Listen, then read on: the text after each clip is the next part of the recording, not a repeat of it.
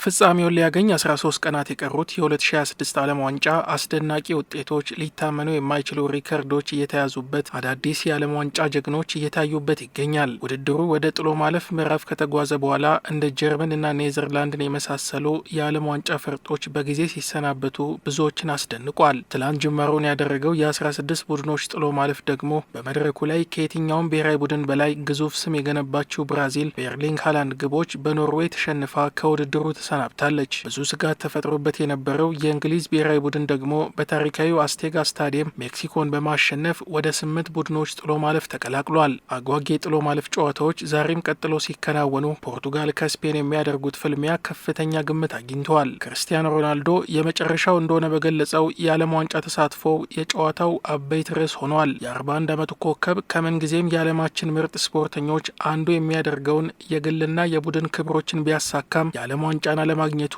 ደጋፊዎቹን ያስቆጫል። የፖርቱጋል የቡድን ስብስብ ዓለም ዋንጫን ለማሳካት የሚያስችል አቅም ቢኖረውም በምድብ ማጣሪያ ጨዋታዎች ላይ ሲፈተንና በተለይም የተከላካይ ክፍሉ በቀላሉ በተጋጣሚዎች ተጋላጭ ሲሆን ታይቷል። ሮናልዶ ዓለም ዋንጫን በማግኘት ከብሔራዊ ቡድኑ ይሰናበታል የሚለው ሀሳብ ቡድኑ በሚያሳየው አቋም ምክንያት ጥርጣሬ እንዲታይበት አድርጓል። የምሽቱ ተጋጣሚ የስፔን ብሔራዊ ቡድን መሆኑ ደግሞ የፖርቱጋል እና የሮናልዶን ፈተና እጅግ እንደሚያከብደው ግምቶች ተሰጥተዋል። ፖርቱጋል በተከታታይ በሁለት የዓለም ዋንጫዎች ለሩብ ፍጻሜ በመብቃት አዲስ ሪከርድ ጽፋለች። ከ2006 ዓለም ዋንጫ ወዲህ በተከታታይ የጥሎ ማለፍ ጨዋታዎች ድል ማስመዝገብ የተሳናቸው ሲሆን የቀደመ መጥፎ ሪከርዳቸውን ለማሻሻል ወደ ሜዳ የሚገቡ ይሆናል። ለዓለም ዋንጫው አሸናፊነት ቅድመ ግምት ከተሰጣቸው ሀገራት ከቀዳሚዎቹ ተርታ የምትገኘው ስፔን ኦስትሪያን 3-0 በማሸነፍ ለምሽቱ የሩብ ፍጻሜ ጨዋታ በቅታለች።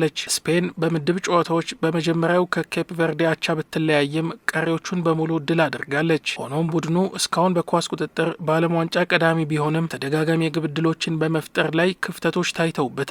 ሆኖም በ32 ቡድኖች ጥሎ ማለፍ ኦስትሪያን ባሸነፈበት ጨዋታ ቀደም ሲል የነበረበትን ድክመት ሙሉ በሙሉ አስወግዶ ታይቷል። አስደናቂ አቋም ላይ የሚገኙት ኦያር ዛባል እና ላሚን ያማል ከኋላ መስመር ካሉት ከነ ማርክ ኩኩሬላ እየፈጠሩ የሚገኙትን አስደናቂ አጨዋወት የሚደግሙት ከሆነ ለሮቤርቶ ማርቲኔዝ ቡድን ሊቋቋሙ የሚያዳግታቸው ፈተና ይሆንባቸዋል።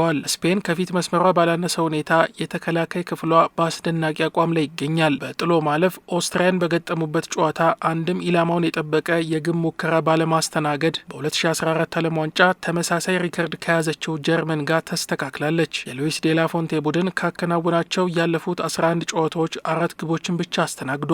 ስፔን ከሰኔ 2023 ወዲህ ብቸኛ ሽንፈት የደረሰባት በኔሽንስ ሊግ ፍጻሜ በዛሬ ተጋጣሚዋ ፖርቱጋል ነበር።